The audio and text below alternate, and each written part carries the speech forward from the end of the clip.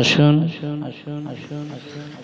আজ এই বিশেষ দিনে আমরা সকলেই উপস্থিত হয়েছি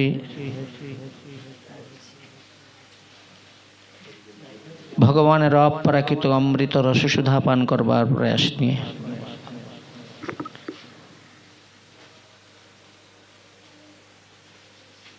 আপনাদের গ্রামে দূর দূরান্ত থেকে মঠ মন্দির থেকে বহুজন আসেন, শুদ্ধ হরিকথা পরিবেশন করে।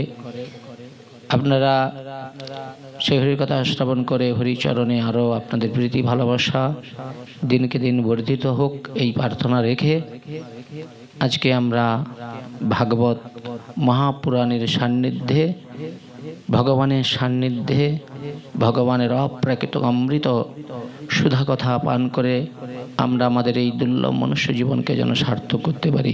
নিতাই গৌর প্রেমানন্দে হরি হরি বল। কথা বলুন আমার।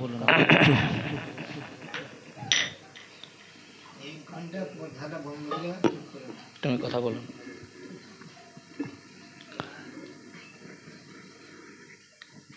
যেই রস পান করবার জন্য আমরা দূর দূরান্ত থেকে ছুটে এসেছি, এই রস পান করবার জন্য দেবতারাও লালায়িত। যে রস পান করবার জন্য আমরা সদা সর্বদাই যে নাম মন্ত্রকে আমরা ইষ্ট মন্ত্র জপ করি, কার্তিক, গণেশ, পার্বতী, নারদ সদা সর্বদাই সে নামে বিভোর হয়ে গিয়েছে। নাম কেমন করে জপ করতে হয় বলছে, যেই নাম সেই কৃষ্ণ ভজনিষ্ঠা করি, নামের সহিত আছে আপন শ্রীহরি। নামের মধ্যেই ভগবানকে আমাদের খুঁজতে হবে। এই কলিযুগে কি হচ্ছে বাবু? কথা হচ্ছে কেন?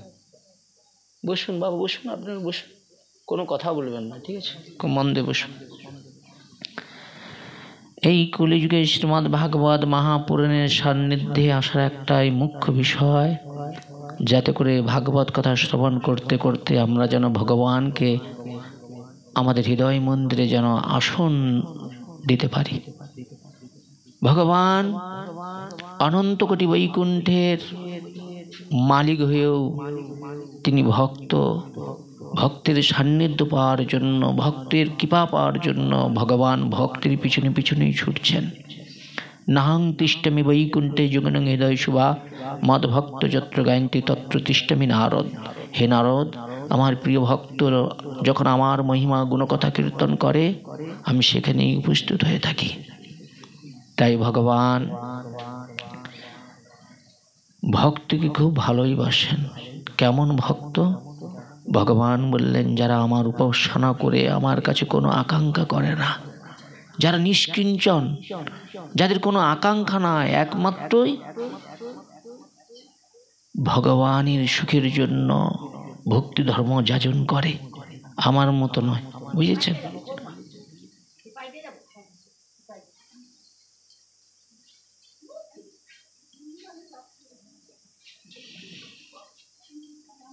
ভগবান কার পিছনে ছুটছেন? ধ্রুবের মতো ভক্ত, প্রহ্লাদের মতো ভক্তের পিছনে। কেন? এরা ভগবানকে পাওয়ার জন্য বিষয়, বৈভব, সংসার, বাসনা সর্বস্ব কিছু ত্যাগ করেছিল। এমনকি অন্তরটাকে পরিষ্কার করে নিয়েছিল। কারো প্রতি হিংসা, কারো প্রতি নিন্দা। এরা সর্বদাই ভগবান এবং ভক্তের গুণকথা শ্রবণ করতেন। বলে কেন? বলে ভগবানের গুণের কথা শ্রবণ করলে মানুষের পরমায়ু এবং জ্ঞান, ভক্তি, বৈরাগ্যের জন্ম হয়। এই কর্ণ দিয়ে একবার যদি কারো নিন্দা শোনা হয়ে যায়, ওইটা পাপ এসে যায় আমার হৃদয় মন্দিরে। তাহলে মন্দিরটাকে সুন্দর পরিষ্কার রাখার জন্য নিত্য নিত্য ভগবানের ভক্তের সঙ্গ করা একান্তই কর্তব্য। তাহলে ভক্তকে না ভগবানের সুখের জন্য। আচ্ছা, আপনারা করেন।